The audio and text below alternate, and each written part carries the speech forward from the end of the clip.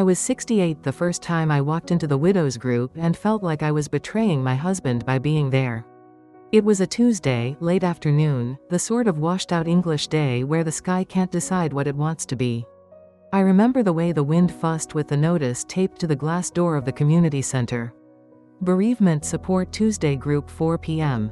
Black letters on white paper, curling at the corners, held up by tired strips of tape. I stood outside for a full minute, pretending to adjust the strap of my handbag, watching my own faint reflection in the glass. My coat looked too big on me. It had fit properly when Arthur bought it for me 3 winters before he died. Either the coat had grown or I had shrunk. Knowing life, probably both. Inside, I could see a table with a plastic jug of water, a stack of polystyrene cups, and a plate of biscuits still in their clear wrapper. There were plastic chairs arranged in a big uneven circle. A woman with a clipboard was moving them by an inch this way and that. As if secret geometry would make grief more manageable. I almost turned around. I could have gone home, put the kettle on, told myself I'd go next week. I'd been telling myself that for 3 months, ever since the leaflet appeared in my letterbox between a pizza menu and a council tax reminder. But I could also picture my evening if I walked away, the quiet creak of the house, the clock ticking too loudly, me eating a solitary dinner at the kitchen table with the radio on low just so I could pretend there was another voice in the room. So I opened the door. Warm air breathed over me, smelling of instant coffee and cleaning products. The woman with the clipboard looked up and smiled, the sort of professional, over-bright smile you learn in jobs that deal with the public and their messes. "You must be Irene," she said. "You rang last week." "Yes," I said, clutching my handbag strap. "That's me. I'm Sharon," she said. "You're very welcome. First time is the hardest, I promise." I made a non-committal noise. People like saying that sort of thing. No one ever checks whether the second time is any easier. There were already a few people scattered around the circle of chairs. Most of them were older, like me. One woman sat with her hands neatly folded over her handbag, staring at the floor. A man with a mustache and a cap was pouring himself water very slowly, as if his hands might forget the motion if he rushed. And then there was him. He was sitting near the far side of the circle, jacket folded over the back of the chair, a pair of large hands resting on his knees. His hair was mostly gray with some stubborn darker streaks at the temples. His face was the sort that probably looked gruff to strangers, heavy brows, deep lines around the mouth. But his eyes, when they flicked up and met mine for a second, were surprisingly gentle. He looked away almost immediately, as if eye contact might be contagious. I took a seat near the door, the instinctual old lady habit of always knowing where the exit is. The plastic chair creaked under me. I kept my coat on, as if that might protect me from whatever was about to happen. More people arrived. Sharon offered tea and coffee, wrote names on sticky labels, and stuck them gently to our chests like we were children at a school trip. When she got to me, she said, "Remind me, you're Irene," I said. "With an I, not an E," she wrote it down. Irene. Seeing your name written by someone else always looks odd, like a borrowed coat in the right size but the wrong shape. When she came to the man with the gray hair, he said, "Edward." With a W that's basically useless. She laughed politely and stuck his label on him. "Edward. If anyone needs to leave at any point," Sharon said once everyone had settled, "that's absolutely fine. There's no right or wrong way to do this. We're just here to share, listen, and support each other." Support. As if any of us knew how to hold the weight we were already carrying, let alone anyone else's. We went around the circle, introducing ourselves. A murmuring chain of names and losses. "I'm Marion. Lost my husband 8 months ago. Cancer. I'm Doug. My wife passed last year. Stroke. I'm Helen. It's fresh. 3 weeks." The air felt thick with all the unsaid details. Hospitals. Phone calls in the middle of the night. Empty sides of beds. When it was my turn, I cleared my throat. "I'm Irene," I said. "I lost my husband, Arthur, 13 months ago. Heart attack. He was 72, halfway through buttering his toast, of all things. A small ripple of sympathetic chuckles moved around the room. Grief does that, it makes you laugh at things that would have sounded inappropriate before. He would have hated that, I added. He liked a proper dramatic exit. Thought he was in a film, most of the time. That got a stronger laugh. Sharon smiled at me, as if I'd passed some test. When it was Edward's turn, he shifted on his chair. "I'm Edward," he said. His voice was lower than I'd expected. "My wife, Margaret, died a little over a year ago. Breast cancer. We fought it for 11 years. On and off. She said she didn't want to go, but if she had to, she hoped it would be on a sunny day." It rained, naturally. There was a softness in the way he said her name, as if the word itself was fragile. We spent that first session talking in generalities. How hard mornings were. How supermarket aisles could ambush you. How silence at night was a different creature when there was no one to share it with. No one cried loudly. No one threw themselves on the floor. It wasn't like the dramatic scenes in films. It was more like a slow leaking. A word here, an exhale there. Broken bits of stories dropping onto the carpet between us. At the end, Sharon handed out a sheet with coping strategies and reminded us there was also a Thursday group if Tuesdays didn't suit. On the way out, as I was buttoning my coat, I heard a voice beside me. "First time?" Edward asked. I nodded. "It shows, does it?" "Only because you sat closest to the door," he said. "It's what I did for the first month. Makes you feel like you have options." I smiled in spite of myself. "Do I?" He shrugged, the movement big in his broad frame. "Less than we'd like," he said. "More than we think." We walked out together to the small car park, our footsteps echoing on the concrete. "How long have you been coming?" I asked. "On and off since 5 months after," he said. "My daughter signed me up. Said she was sick of me talking to the kettle." "Does it help?" I asked. He considered this for a second. "It doesn't make it better," he said slowly. "But it makes it less lonely. Hearing other people say the crazy things you think in your own head. Makes you feel less like you're failing at grief." "Failing at grief," I repeated. "Didn't know that was a competitive sport now." "Everything is, these days," he said. "Even suffering." He gave me a brief nod and headed towards a dark blue car. I watched him for a moment. There was a heaviness in his walk, but not a collapse. More like someone carrying a rucksack that had become part of their posture. I drove home with the radio off. It's hard to explain to people who haven't been through it how grief rearranges your days. It doesn't just make you sad. It rewrites the rhythm of your life. In the years since Arthur's heart attack, my days had taken on a shape that looked almost normal from the outside. I woke up too early most mornings because my body still expected his cough, his muttered bloody mattress, his heavy legs swinging out of the bed. I made tea for 2 by habit and then poured 1 mug down the sink. Because watching it go felt less lonely than leaving the mug empty. I went shopping on Tuesdays, as we had always done, even though there was no one to argue with over which brand of baked beans to buy. I talked to the television in the evenings. Not about anything important, just comments on the weather forecast, criticism of presenters' ties, mockery of bad acting. The sort of things I would have muttered to Arthur, whose hearing had been too poor in the last years to catch half of them anyway. It made me feel a fraction less like a ghost. Our house still looked like a house for 2. His slippers by the radiator. His coat on the back of the hall chair. His gardening hat hanging from the hook by the back door, brim faded in the way that only years of real outside use can do. My daughter, Claire, lived 3 hours away with her husband and their 2 children. She visited 3 or 4 times a year, always with bags and schedules and lists of things the children could not eat and strict ideas about screen time. She loved me, I'm sure. But her love came wrapped in busyness. My son, Leo, lived in the same town but might as well have been on another continent. He called occasionally, usually from his car, always just on my way to a thing. He came by once a month for a quick visit, full of apologies and phone notifications. "Mom, you know what it's like," he'd say. "Work, the kids, life."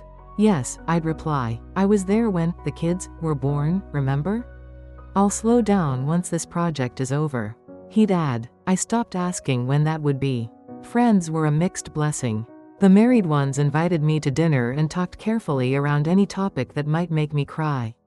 The widowed ones either wanted to compare symptoms of sorrow in a way that felt like a competition, or they wanted to never mention their dead at all, as if they might come back if we pretended hard enough.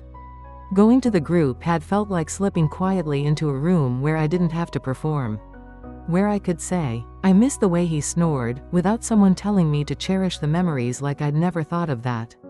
The second Tuesday, I sat one chair further into the circle. No one commented except Sharon, who gave me a small nod, as if to say, progress. We talked that week about the strange guilt of enjoying anything after. How I felt bad if I caught myself laughing too loudly at a joke on television. How Marian said she hadn't been able to eat ice cream since her husband died because it felt like too much pleasure in one go. How Doug confessed he'd started listening to heavy metal in the car, and felt both ridiculous and alive. When the group broke for tea, I found myself standing next to Edward at the biscuits table. Digestive? He said, offering me the plate. Too dry, I said. I'll take a chocolate one. If we're going to sit around talking about death, we might as well have decent biscuits. He huffed what, in another man, might have been a laugh. Margaret used to say that, he said. If I'm going to be miserable, at least give me sugar. She had a sweet tooth like you wouldn't believe. Hated dark chocolate, though. Said it was chocolate for people who want to suffer and show off about it. She sounds like someone I'd have liked, I said. You would have, he replied. She collected people the way some women collect houseplants. Took them home, fed them, refused to let them wither. People who talk about their dead like that, with humor and specificity, are the ones I trust. They are not idealizing, they're remembering. Do you have kids? I asked. 2, he said. Both girls. One in Bristol, one in Leeds. Busy lives, big jobs, you know. They call. They check in. One of them sends me links to articles about how to age well. I don't think any of those articles include standing in Tesco crying over the cereal aisle because your wife always bought the muesli. I've done that, I said. Tesco or crying over cereal? He asked. Both, I said. He smiled, properly this time, and something in his face softened. The weeks passed. Tuesdays became a fixed point in the blur of my days. The group was not some magical cure, it didn't fill the empty side of the bed. But it gave shape to one afternoon a week that might otherwise have slid silently past. We started to recognize each other's stories. Marian's fear of going into the loft alone. Helen's fury at people who told her she was so strong. Doug's habit of talking about his wife in the present tense and then correcting himself, the wince barely visible. And Edward, the way he always arrived exactly on time, never early, never late. The way he straightened his label even though it was the same every week. The way he listened more than he spoke.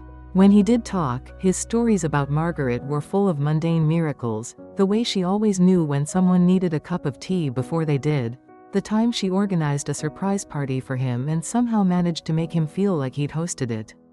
The day she shaved her hair off before chemo took it, holding the clippers like a warrior raising a sword. He did not tell these stories to perform. They slipped out, almost accidentally, as if she was still in the habit of being mentioned. One rainy Tuesday in late autumn, only 3 of us turned up. Colds and bad weather had taken the rest. Sharon brought an extra heater into the room and said we could treat it more like a chat than a structured session. Marian talked about feeling invisible in shops now that she didn't have a hand on her arm or a companion to confer with over prices.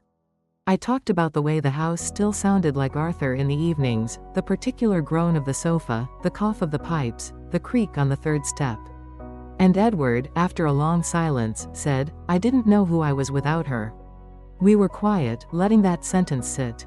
I know that sounds dramatic, he muttered, staring at his hands. It sounds true, I said. He shrugged. She did the people part. I did the fixing things. Wiring, shelves, the car. Without her, there's still broken things. Just fewer reasons to bother fixing them. Now you sound like an article on aging badly, I said, and he gave a reluctant half laugh. When we left that day, the rain had turned sleety. I pulled my hood up. He didn't bother. You'll get soaked, I said. Not sugar, he replied. I won't melt. But you might catch pneumonia, I said. And then Sharon will have to start a Tuesday widowers group. That got a proper laugh out of him, dry and surprised. Do you drive? I asked. No. Gave it up when they renewed my license last time, he said. Due to the occasional moment of idiocy. Get in, I said, nodding towards my car. I'll drop you. I'm not having it on my conscience that you froze to death outside the community center to prove a point. He hesitated for a second, then nodded. "That's very kind," he said, as if I'd offered him a kidney instead of a lift. His house was only 10 minutes from mine, in a cul-de-sac of slightly tired semi-detacheds. The garden out front was neat. The lawn trimmed, though the flower beds were clearly missing someone's touch. "You can just stop here," he said. "The girls panic if they see strange cars in the driveway on the Ring doorbell." "Ah," I said, "modern surveillance. Arthur would have hated that.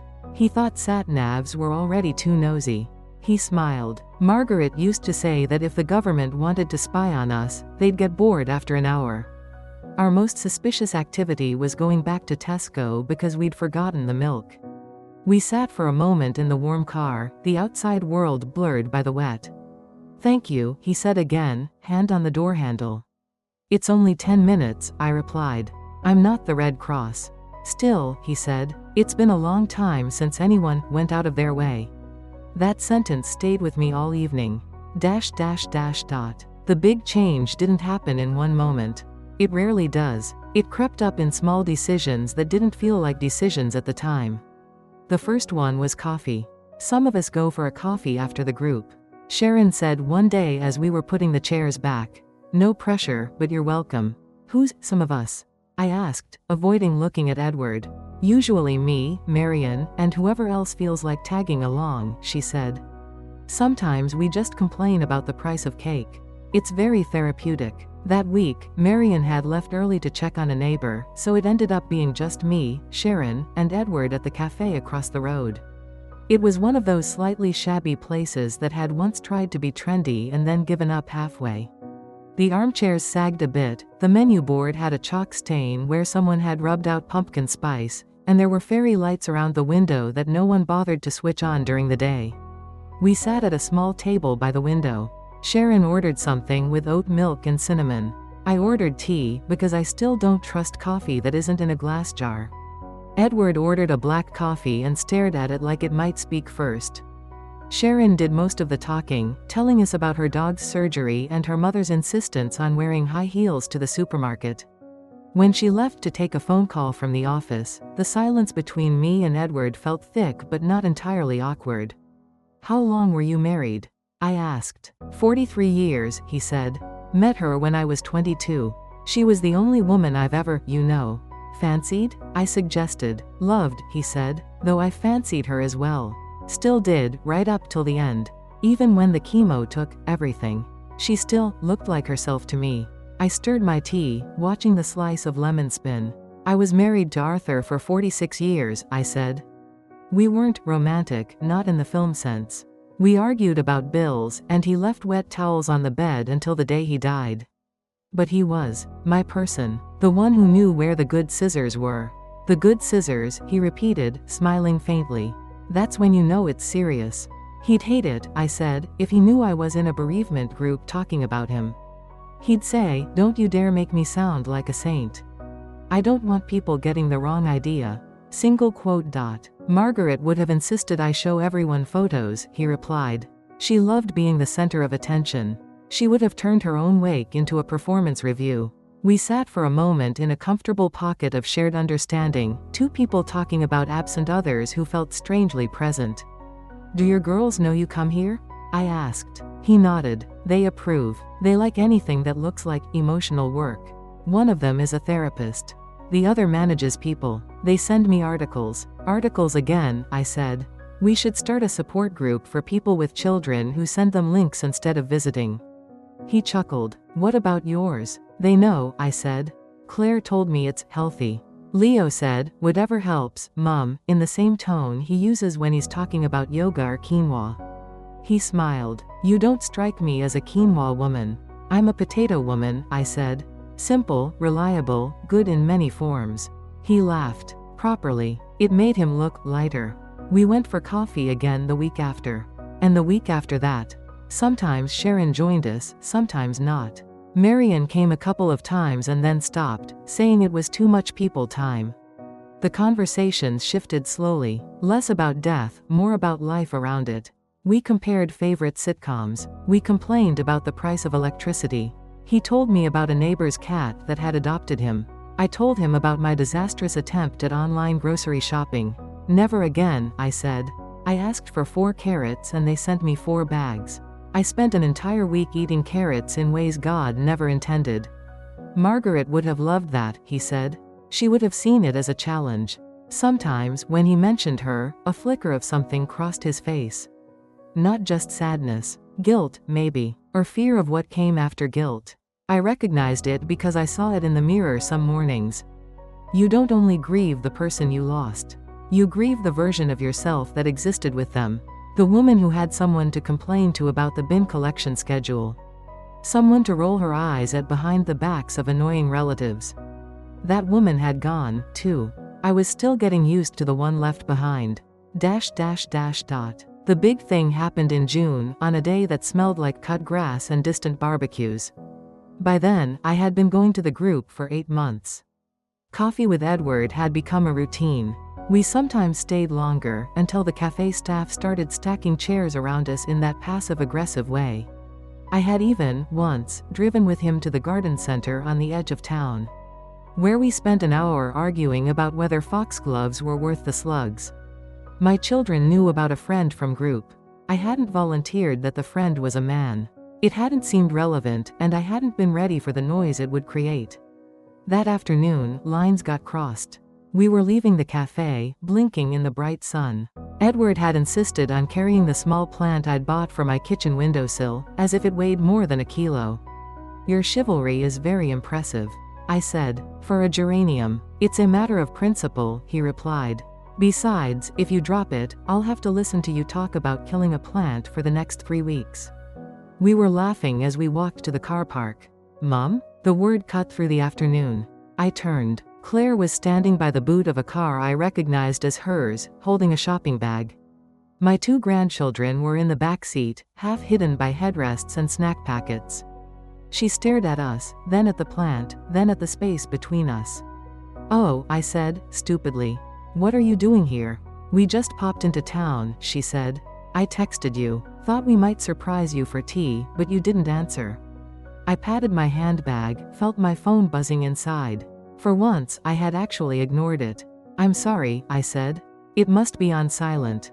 We were just. I hesitated, suddenly aware of the we hanging there. I'm Claire, my daughter said crisply to Edward, in the tone she uses in meetings. I'm Edward, he replied, straightening slightly. From the Tuesday group. We were just having a coffee. Her eyes flicked from him to me and back again, the way women scan labels in supermarkets. I see, she said. How long has coffee been going on? Her voice wasn't loud, but I felt the heat in it. Claire, I said, this is neither the time nor the place. The kids are in the car, she said. They're fine. They've got crisps and the internet. I think we can talk for 2 minutes about why I'm meeting my recently widowed mother laughing with a strange man outside a cafe. He's not a strange man, I said. He's not some random. He's my friend. From group. Edward shifted, awkward. I should probably. No, I said quickly, turning to him. You shouldn't have to disappear like you're doing something wrong. We were having coffee. That's all. Claire folded her arms. Is it? She asked. Because it looks like more than that. Meaning? I asked, hearing my voice tighten. Meaning, she said, Dad hasn't been dead 2 years and you're out having coffee dates with men from a bereavement group? The word dates hit me like a slap. Dad, I repeated. Your father was called Arthur. He was my husband for 46 years, not some exam you think I've failed by drinking coffee. Edward cleared his throat softly. I should go, he murmured. This is family business. He handed me the plant and took a half step back. I'll call you, I said. Only if you want to, he replied, quietly, and walked away towards the bus stop, face set in a grim line. I watched him go, feeling something inside me twist. Is he hitting on all the widows, or just you? Claire asked sharply. Excuse me? I said, turning back to her. Mom, she said, voice dropping but not softening, you are vulnerable. There are men who take advantage of that. You read those stories online all the time. Lonely older women, men who swoop in, and suddenly the house is sold and the bank account is empty. Edward is not that man, I said. He's barely comfortable letting me pay for my own tea. He spent 11 years changing dressings and cleaning sick bowls for his wife. He's not swooping. How do you know? She demanded. Because I've spent 8 months listening to him talk about Margaret like she's still in the room, I said. Because he knows the exact number of stitches on the scar from her first surgery. Because he gets a lump in his throat when he says her name. That doesn't mean he's safe, she said.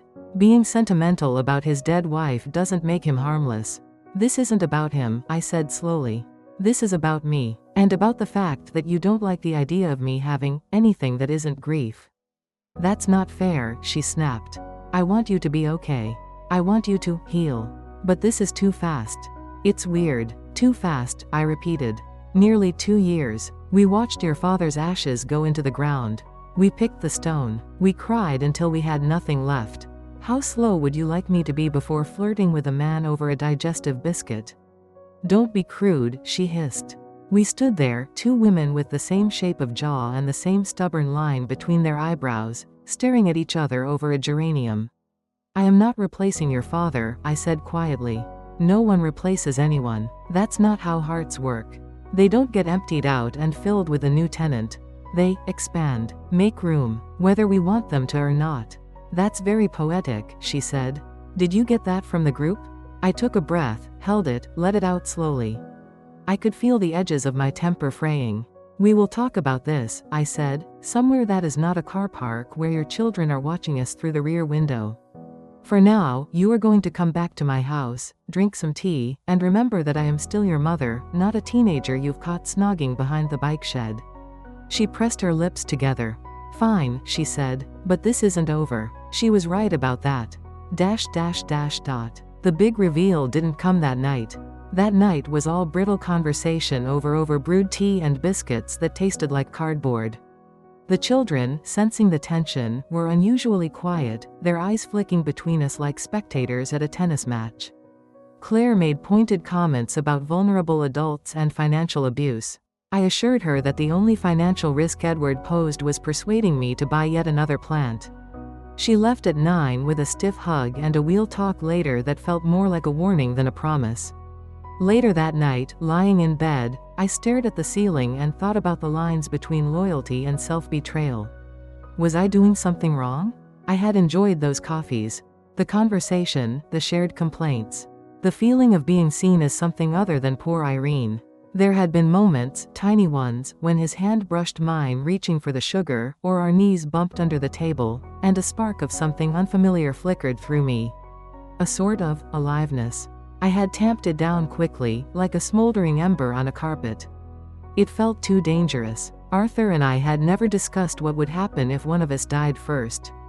We had joked about it, of course.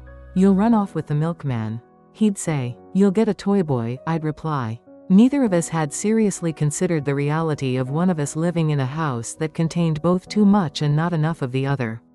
In the end, it wasn't Claire's disapproval that decided things. It was Arthur. Or rather, something he left behind. I found it 2 days later, in the most mundane of places, the drawer by the phone. The landline hardly rang anymore. Phone calls live in pockets now. The landline's handset sat there like an elderly relative. Quietly present but rarely acknowledged. I opened the drawer to look for a pen that worked. Instead, my hand landed on an old envelope, yellowed at the edges, with my name written on it. Not just my name. The envelope said, "For Irene in the unlikely event I drop dead before you. From A." His handwriting was familiar enough that it made something tighten in my chest. I sat down before I opened it, because I am old enough to know that reading certain things standing up is asking for trouble. Inside was a single sheet of paper, folded in 3. Dear Wren, it began. Only Arthur called me that. If you're reading this, either I am dead or you've been snooping in my private documents, in which case I reserve the right to haunt you. Typical Arthur. I'm writing this because men like me are cowards about talking properly while we're still breathing. So I'm going to say some things now while my heart is still ticking, in case it decides to unionize and walk out early. First, I know you. You will say you're fine.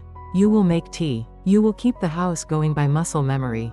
You will laugh when people expect you to, and you will cry on your own in the bathroom with the taps running so no one hears.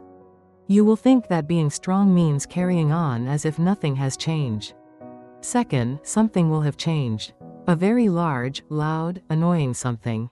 Me. I'm under no illusion that I've been a quiet presence. I know you will feel the missing noise.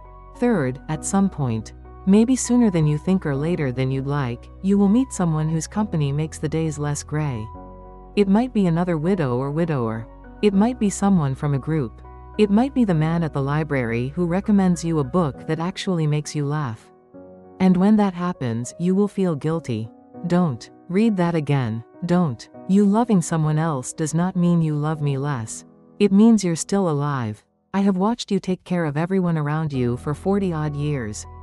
If I'm gone, I do not want the rest of your life to be an altar to my memory.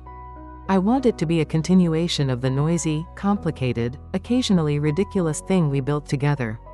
If our positions were reversed, and I was the one left behind, you'd tell me the same.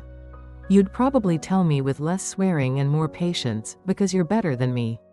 The kids might not understand straight away. They will be grieving their version of me, and they might want you to sit still so nothing else feels like it's moving. That's about them, not you. Be kind, but don't let them put you under glass. I know you. You will think this letter is me giving permission. It isn't. You don't need my permission. Consider it a reminder that love doesn't die, it just changes shape. Mine isn't going anywhere, even if my body does. Buy the good biscuits. Laugh loudly. Swear at the television. Go to groups, if they help. And if some poor sod with sad eyes makes your heart beat oddly in your chest one day, for God's sake don't push it away just because my slippers are still by the radiator. With all the love a mediocre old man can put in a letter. I read it twice, then a third time, the ink blurring in places where my eyes wouldn't behave.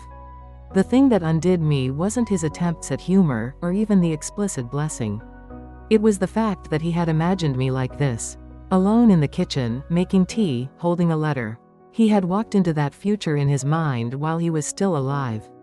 He had thought ahead, in his clumsy way, to who I would be without him. It made the kitchen feel fuller. For the first time in a long while, I didn't feel like I was talking only to myself when I said, "You idiot," aloud. I folded the letter carefully and put it back in the envelope. Then I sat there for a long time, listening to the fridge hum and the distant sound of a neighbor's lawnmower. Arthur was giving me something I had not realized I needed, not permission, but absolution. If I chose to move, to reach out, to let someone else into the bright, brutal space where he once stood, it would not be a betrayal. It would be a continuation of the life he had shared with me. The fear and guilt didn't vanish, but they shifted, made room for something else. That day, I called Edward. The conversation with Edward was not romantic. That's the thing people who write films never understand about older people. We don't start with grand declarations. We start with practicalities. "I owe you an apology," I said when he picked up. "For leaving you in a car park like a character in a bad soap opera." He chuckled softly. "I suspected there'd be fallout." "There was," I said. "My daughter is concerned. She thinks you're going to steal my savings and run off to Spain." He snorted. "You should tell her I hate the heat. She doesn't know you well enough yet to appreciate your aversion to sunlight," I said. "But that's part of why I'm calling." I took a breath. "I found a letter," I said. "From Arthur. He wrote it before he died. It's about what he'd want for me after. And I thought you should know he's not going to haunt you if we keep having coffee." There was a pause. "He wrote that?" Edward asked. "Yes," I said, and read him the middle paragraph, about not wanting my life to be an altar. By the time I finished, he was quiet for so long I thought the line had gone dead. "Edward?" I prompted. "Margaret said something similar," he said finally. "Not in a letter. In bed. The night before they took her to the hospice. She grabbed my hand and said, 'When I go, you'd better not sit in that armchair talking only to the newsreaders. Find someone whose hand fits in the other armchair.' I thought she was delirious. I told her to shut up and save her strength. She told me to shut up and listen." "That sounds like a woman after my own heart," I said. "She was furious with death," he said. "Not afraid of it, angry. Said if she had to go, she wanted something good to grow out of the crater." I've been avoiding thinking about that part. "We're very good at ignoring our dead when they tell us to live," I said. "We prefer the parts where they tell us to keep their slippers by the radiator." He laughed, a slightly choked sound. "So," he said, "what exactly are we talking about?" There it was. The question, clumsy and necessary. I don't know, I said honestly. I know that I like our coffees. I know that when something absurd happens, like a carrot surplus, you are one of the people I want to tell. I know that when I saw you walking away from the cafe on your own, I felt sad. And not just because of the plant. I like our coffees too, he said. And the arguments about foxgloves. And the way you make that face when the tea is too weak. I like hearing your voice say my name. That sounds ridiculous for a man my age. Everything sounds ridiculous at our age, I said. Especially feelings. So, he said, what if we keep having coffee intentionally? Not as two people avoiding the silence, but as two people choosing to sit in it together. I think that's called dating, I said, tasting the word like something slightly too sweet. I know, he said. Feels silly to say it. Like I should be wearing a leather jacket and leaning against a jukebox. You'd put your back out, I replied. We both laughed. I can't promise it'll be easy, I added. My daughter is volatile. My son is allergic to emotional complexity. Your girls might also be horrified. They already are, he said. They suggested I get a dog instead of a friend. Less risk of scandal. Do you want that? I asked. A dog instead of a friend? I want someone who remembers Margaret laughing at her own jokes. He said. And who tells me about a man called Arthur who hated sat-navs. I want company. Of the human kind, even if it's complicated. Good, I said. Because I am terribly bad at rolling over on command. ... Telling the children was another matter. I learned, the hard way, that your adult children see you less as an individual and more as a piece in the structure that holds their world up. When you move, the whole thing shifts. They don't like it. Leo took it best, which surprised me. When I told him over tea at my kitchen table, he ran his hand through his thinning hair and let out a long breath. So you're seeing someone, he said slowly. I am talking to someone, having coffee with someone, possibly holding hands with someone when crossing busy roads, I said. The rest is none of your business. He huffed a laugh. Is he decent? As far as I can tell, I said. He changes light bulbs for his neighbors and cries in Tesco sometimes. Those are good signs in my book. Does he make you less sad? He asked, looking up at me. Yes, I said, not unsad, just less constantly sad. Then I'd be an idiot to object, he said. I miss Dad every day. I also don't want you to sit here talking to the vacuum cleaner for the next decade. I talked to the kettle, thank you, I said. The vacuum cleaner and I are not on speaking terms. He grinned, then grew serious again. Claire's going to have more of a problem, he said. I am aware, I replied. Let me talk to her first. He offered, as the less dramatic sibling. That would be kind, I said. It didn't prevent the drama, of course. It just made it slightly less apocalyptic. Claire and I had our main confrontation the following month, in her kitchen, while she chopped peppers with a level of intensity that made me nervous for the cutting board. So this is serious, she said, not looking up. It's not just coffee. It is still mostly coffee, I said. Coffee and talking, and occasional plant over purchasing. We are not running away to elope in Vegas. We get tired after walking round the supermarket, for God's sake. You're mocking me, she said. I am trying to lighten a very heavy conversation, I replied. You are allowed not to like this. You are not allowed to treat me like a teenager whose boyfriend you think is trouble. She put the knife down and finally faced me. Dad loved you, she said. A lot. He might not have said it in grand speeches, but he did. I watched him. I watched him make you tea and fold your cardigans and sit through that awful detective series you liked. I know, I said softly. I was there. It feels, she struggled for the word, disrespectful. To him. To what you had. To see you with someone else. Like you've moved on. Like he's less. Ah, I said. There it is. She frowned. There what is? The idea that love is a competition, I said. That if I let someone else sit in the passenger seat of my car, your father's presence in it disappears. Claire, I carry him with me in ways you can't see. In the way I fold tea towels. In the way I curse at football on TV. In the way I laugh. Loving Edward does not evict your father from my head. You said you love him, she said quickly. Already? I said it out loud for the first time just then, I admitted. It's new, and strange, and tentative, but yes, I am beginning to love him. In a very different way than I loved your father. How could it be the same? I am not the same woman I was at 22. She pressed her lips together, eyes shining. I feel like you're leaving us. She whispered, like you're walking into some new life where we're extra.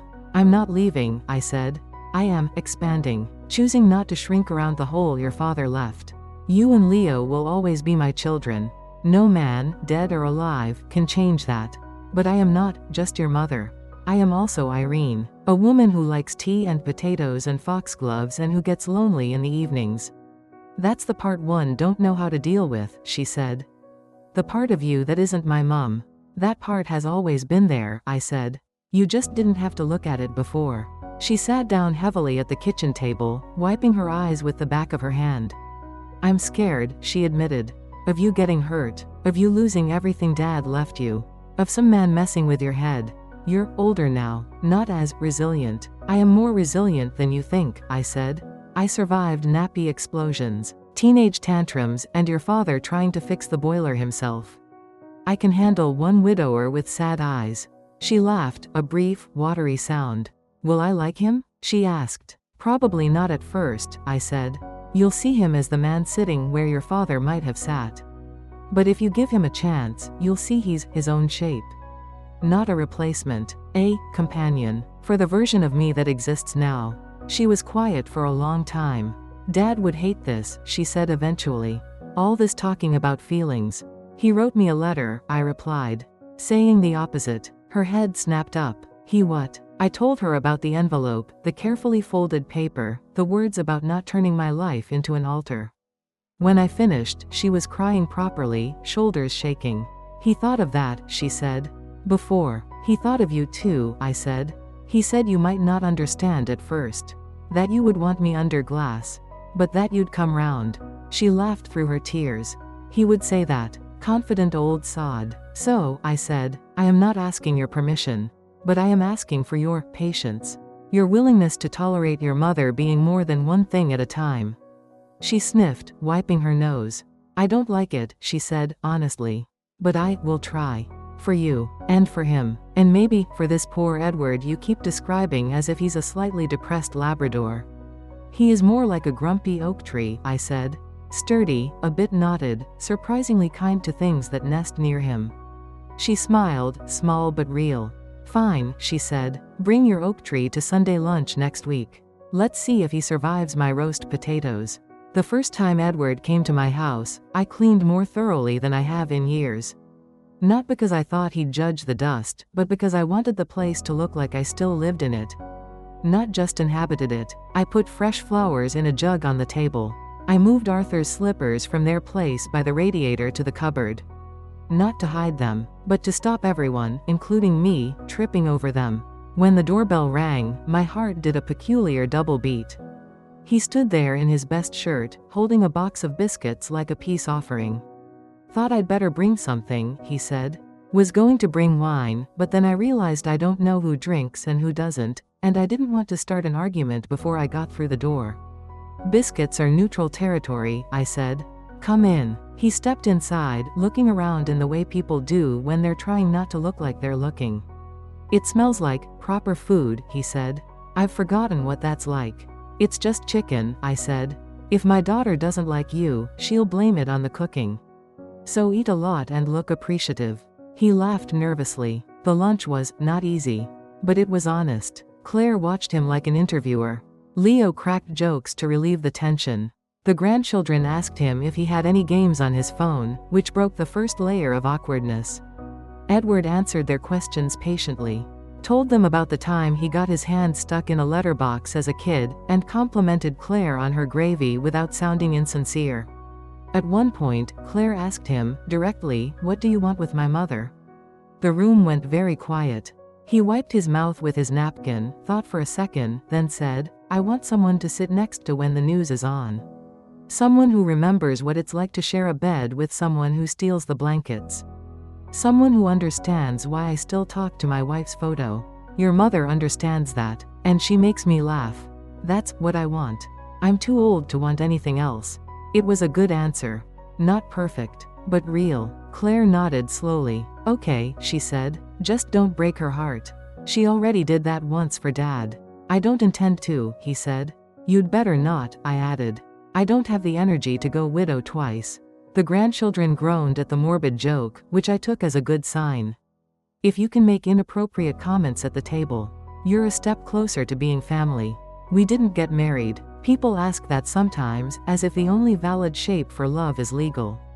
We talked about it once, half seriously, over tea. We could, he said. Make it official. Scare the children. They've been through enough, I replied.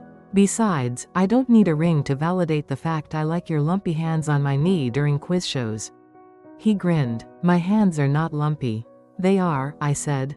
In a nice way. Like tree roots. We chose to do something quieter. We bought memberships at the same cinema, we synced our diaries, we gave each other keys. He still lived in his house. I still lived in mine. We spent most nights apart, out of habit as much as anything. But there were more evenings now when I would look at the armchair by the window and see him in it, glasses perched on the end of his nose, muttering about the paper. Sometimes, sitting in the garden in the half-light, hands resting on our respective mugs, we would talk about the people who brought us there. About Margaret's laugh. About Arthur's exaggerated size. About the odd fact that loving each other had made us love them differently, not less. I feel less guilty, he said once. Talking about her, with you, like I'm not dragging you into the past. You, come with me willingly. Same, I said. You don't flinch when I talk about Arthur snoring. Some people treat it like a disease, talking about the dead. You, treat it like breathing. They're part of the room, he said. Even if we can't see them. Arthur is rolling his eyes at that, I said.